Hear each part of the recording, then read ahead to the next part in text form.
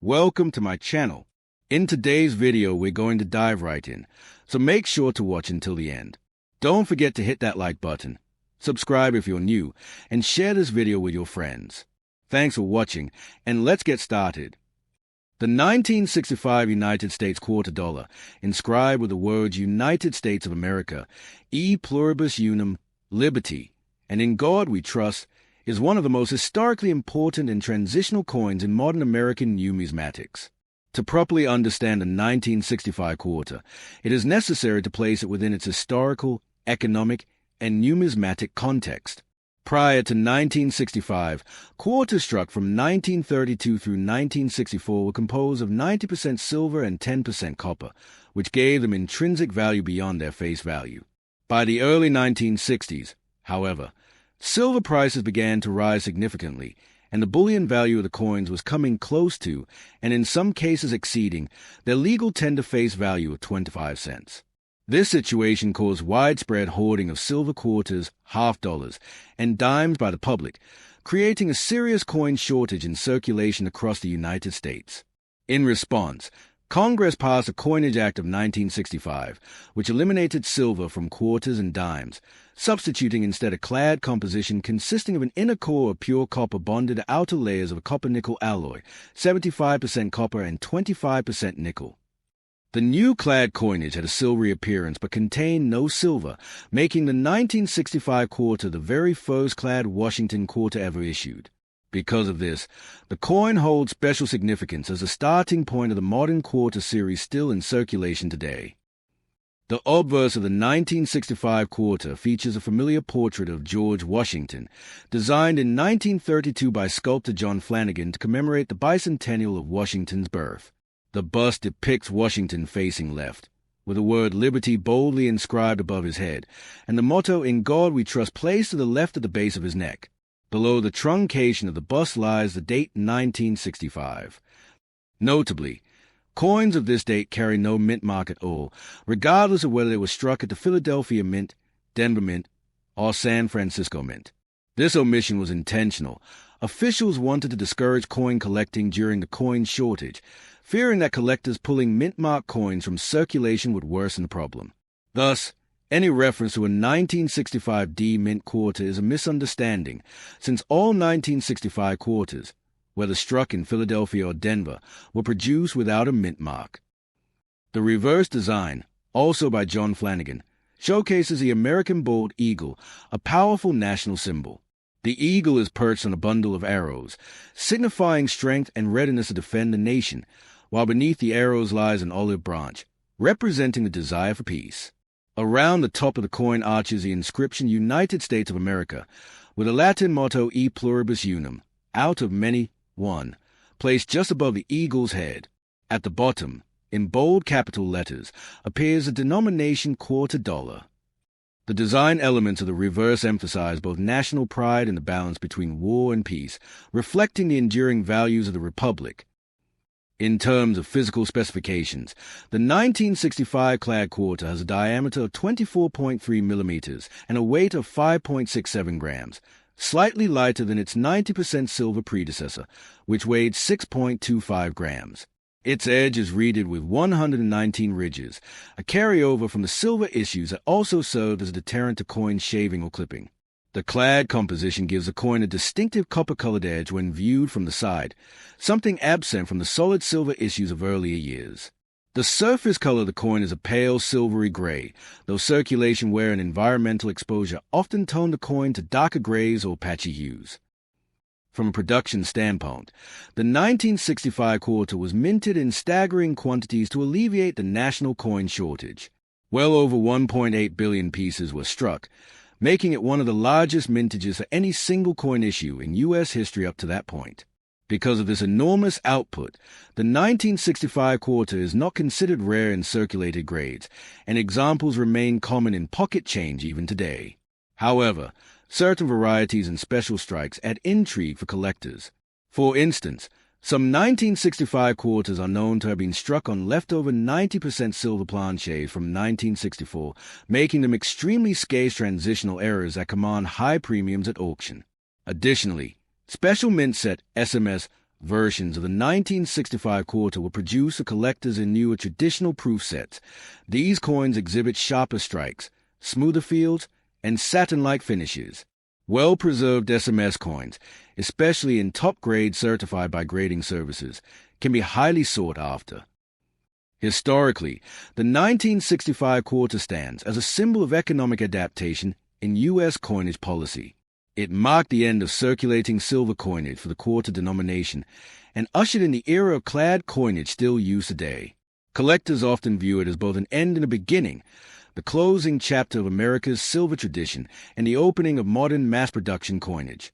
Because of its transitional significance, it remains an important date for educational collections that illustrate changes in U.S. monetary history. Value-wise, the typical 1965 quarter in circulated condition is worth only its face value of 25 cents, given its immense mintage and lack of silver content. Uncirculated examples may trade for modest premiums, usually ranging from $1 to $5 depending on condition. SMS specimens can be worth more, especially in high grades, and the rare silver transitional era pieces are considered major numismatic treasures worth thousands of dollars. Ultimately, the 1965 quarter is not about rarity in everyday circulation, but about its role in a pivotal moment in the evolution of U.S. coinage. The 1983 D. Washington quarter, inscribed with the words United States of America, E pluribus unum, liberty, and in God we trust, is a coin that, while appearing to be a simple circulating issue, has grown into a piece of particular numismatic interest due to the unusual conditions under which it was released and the scarcity of preserved, high-quality specimens. This quarter was struck at the Denver Mint, as denoted by the small D mint mark that appears on the obverse just to the right of George Washington's ponytail ribbon. Though hundreds of millions of these coins were produced and widely distributed, the 1983 D quarter has become a challenging and rewarding issue for collectors, standing out among modern clad quarters as a conditional rarity with strong historical and economic significance. The obverse design was originally created by sculptor John Flanagan in 1932 for the bicentennial of George Washington's birth. It features a left-facing bust of Washington, his hair tied back in a simple ribbon, executed in a neoclassical style that reflects early 20th century artistic preferences for idealized forms. The word liberty is boldly placed across the top rim above Washington's head, while the motto "In God We Trust" is located to the left of the portrait near the neckline. Beneath the truncation of the bust appears the date 1983, identifying the year of issue, and just to the right of Washington's hair ribbon is a D mint mark signifying the Denver Mint. The design, while traditional and familiar, was by this time already a half-century old and had become an enduring symbol of U.S. coinage. The reverse design, also by John Flanagan, depicts a powerful bold eagle with wings outspread. The eagle is perched upon a bundle of arrows, which symbolize the nation's readiness to defend itself militarily, while beneath the arrows rests an olive branch, emblematic of peace. This combination of martial and peaceful imagery reflects the dual nature of American identity, both a defender and a seeker of peace. Above the eagle's head is a Latin motto, E pluribus unum, which translates to out of many, one, a reference to the unity of the states forming the Republic. Encircling the design along the rim are the inscriptions United States of America across the top and quarter dollar at the bottom. The composition is symmetrical, authoritative, and patriotic, reinforcing the identity of a nation in both symbolism and text. The coin's physical specifications match those of all quarters struck after the 1965 transition away from silver. The 1983 D quarter is made of copper-nickel clad, with a pure copper core sandwiched between two outer layers of 75% copper and 25% nickel. This composition results in the familiar silvery gray appearance of the coin's surfaces, with a reddish copper core visible along the reeded edge. The quarter weighs 5.67 grams, measures 24.3 millimeters in diameter, and features a reeded edge with 119 grooves. Unlike earlier 90% silver quarters, which had a higher intrinsic value, the clad composition ensured that the coin's value remained fixed at its face value, unaffected by fluctuations in precious metal markets. From a production standpoint, the Denver Mint struck an enormous 617,806,446 examples of the 1983 D quarter. On paper, this is a colossal mintage, one that would normally make the coin extremely common in all grades. Indeed, circulated examples remain abundant in pocket change even today. However, what makes the 1983 D quarter special is the fact that in 1982 and 1983, the U.S. Mint did not issue traditional uncirculated mint sets for collectors. This absence meant that collectors at the time had very few opportunities to acquire uncirculated examples directly from the mint. As a result, most 1983 D quarters went straight into circulation, where they were subjected to the rough handling, abrasion, and wear of everyday commerce. This lack of preservation created a long-term scarcity of uncirculated and gem-quality examples, making the 1983 D quarter one of the toughest modern clad quarters to obtain in top grades. The omission of mint sets had a profound effect. Normally, millions of coins would be set aside in these special collector packages, ensuring the survival of pristine examples for future generations. With this channel closed in 1982 and 1983, virtually the entire mintage of the 1983 D quarter entered circulation. While rolls and bags could still be obtained from banks, few collectors or dealers anticipated that these coins would become scarce in high grades decades later. As a result, there are relatively few well-preserved coins from this year, and today, gem examples certified as MS66 or MS67 are condition rarities that bring strong premiums. Strike quality also plays a role in the coin's desirability. The Denver Mint was known for producing coins with sharper strikes than Philadelphia during the 1980s, but the sheer volume of production still led to many coins with weakly struck details. Washington's hair, particularly above the ear, and the eagle's breast feathers are areas where softness of detail is common. Coins with crisp definition and full detail are considerably more desirable and difficult to obtain. Furthermore, the quality of luster varies, with some coins showing a dull or satiny finish, while others exhibit strong, flashy cartwheel brilliance. Collectors seeking the finest examples must sift through many average coins to find those that combine strong strike, clean surfaces, and vibrant luster. Varieties and errors exist for the 1983 D quarter as well. Some coins show double die characteristics on the obverse inscriptions, while others exhibit die cracks, clashes, or misaligned dies. Off-center strikes, broad strikes, and clip planches also appear occasionally, and these errors can bring premiums depending on their severity and eye appeal.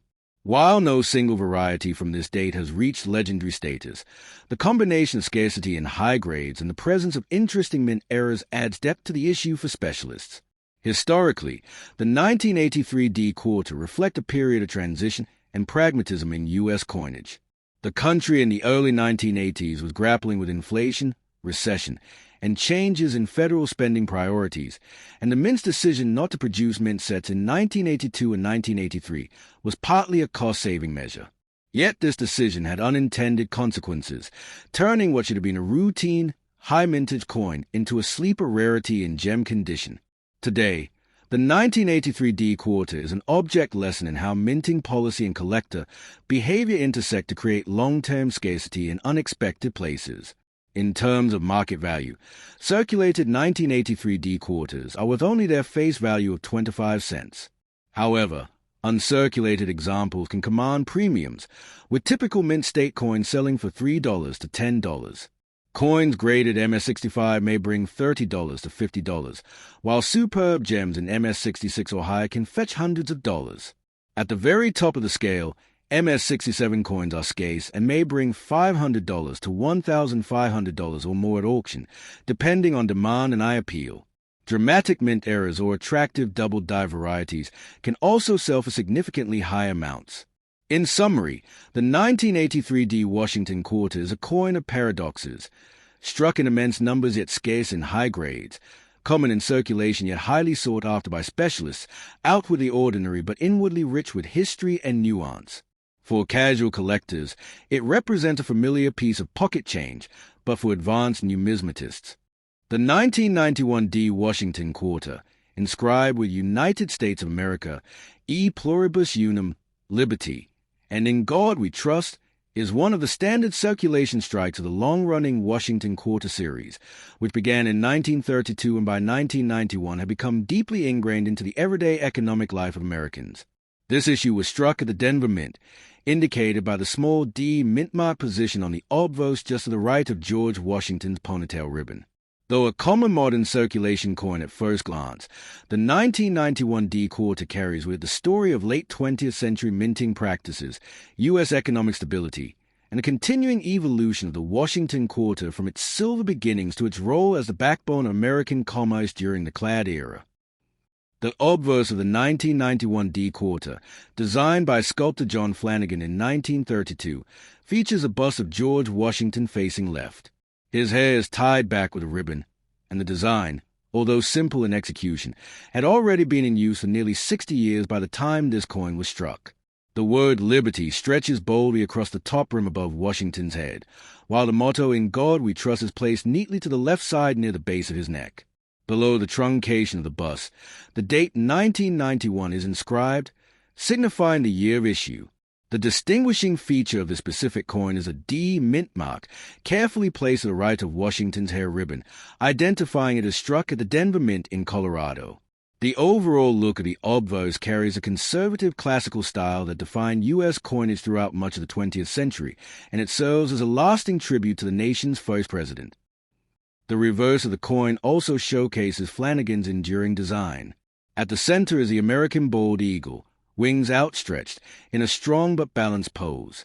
The eagle clutches a bundle of arrows in its talons, a symbol of readiness of defense and strength in times of conflict, while beneath the arrows rests an olive branch, representing peace and diplomacy. This careful pairing of arrows and olive branch reflects a philosophy that America seeks peace but remains prepared to defend itself when necessary. Surrounding the design are inscriptions that reinforce national unity and value. At the top arcs, a legend United States of America. Directly above the eagle's head is a motto E pluribus unum, Latin for out of many, one. And at the bottom in bold letters is a denomination quarter dollar. The reverse is deeply symbolic and aligns with the patriotic and conservative tone of U.S. coinage during the mid-20th century. In terms of physical characteristics, the 1991 D quarter shares the same specifications as all Clad quarters struck since the 1965 transition away from silver coinage. The coin has a diameter of 24.3 millimeters, a weight of 5.67 grams, and a reeded edge with 119 ridges.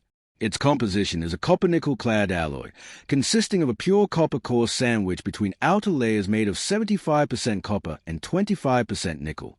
This composition produces a silvery gray appearance of the coin while exposing a visible copper-colored strip on the edge. Unlike the 90% silver issue struck before 1965, the 1991 D quarter contains no precious metal content, which makes its value in circulation limited to its face value of 25 cents, except in cases of uncirculated or error specimens that are preserved for collectors. From a production perspective, the Denver Mint struck an enormous mintage of 630,966,693 quarters in 1991. This high number ensured that the coin was widely distributed and remained plentiful in circulation decades later. Because of the sheer scale of production, most 1991 D quarters were quickly placed into everyday use, and they often exhibit the signs of heavy circulation, flattened details, scratches, rim nicks, and dull surfaces. Coins in pristine mint condition are far scarcer, and it is a scarcity in top grades, rather than overall mintage, that drives collector interest. Well-preserved uncirculated examples, especially those graded MS-66 or higher, are conditionally rare and command premium prices in the collector market. Another point of interest is the absence of proof coins from the Denver Mint. Proofs in 1991 were exclusively struck at the San Francisco Mint and carry the S Mint mark. The 1991 D issue, therefore, exists only as business strikes intended for commerce and uncirculated mint sets sold to collectors. Many high-quality 1991 D quarters found today come from these mint sets, which help preserve examples before they could enter circulation. However, even mint set coins are often plagued by weak strikes, dull luster, or surface abrasions, meaning that gem-quality coins remain elusive. Varieties and minting anomalies are also noteworthy for this issue. While no widely celebrated double die or major variety is known for the 1991 D quarter, minor die clashes, die cracks, off-center strikes, broad strikes, and clip planches occasionally appear. Such mint errors are collected as curiosities and can sell for significantly more than face value depending on their visibility and uniqueness. Specialists also study strike quality, as some 1991 D quarters were weakly struck, with soft details in Washington's hair or the eagle's breast feathers. Full, sharply struck examples stand out and are more desirable. Historically, the 1991 D quarter reflects a period of economic stability in the United States. Unlike the inflationary crises of the 1970s or the coin shortages of the 1960s, by the early 1990s a mint was efficiently producing billions of clad coins each year to satisfy commerce without disruption. Yet, at the same time, the Washington Quarter series was beginning to be seen as stale, having gone unchanged for decades.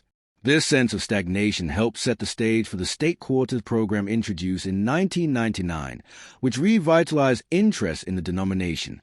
Thus, the 1991 D quarter sits near the end of the classic clad era before the major modern redesign. When considering value, most 1991 D quarters in circulated condition remain worth only 25 cents. Uncirculated examples typically bring $1 to $5 depending on quality. However, coins certified in superb gem grades, MS-67 and higher, are rare and can bring prices ranging from $100 to several $100s. Exceptional era coins or coins with unusual die varieties can sell for much more, depending on collector demand. In summary, the 1991 D Washington Quarter is a coin that appears ordinary in everyday circulation, but reveals greater significance when examined closely. It is a high mintage clad issue struck during a stable but transitional period in U.S. coinage history. For casual collectors, it represents a straightforward date and mint mark entry in the Washington Quarter series, while for advanced collectors it poses challenges in locating fully struck, gem-quality specimens. Ultimately, the 1991 D Quarter is a symbol of the enduring legacy of the Washington Quarter design and a reminder how even common coins carry stories of history, economy, and artistry. Would you like me to also give you a detailed comparison between the 1991 D and 1991 B quarters, showing why Denver Mint coins are generally better struck than Philadelphia ones?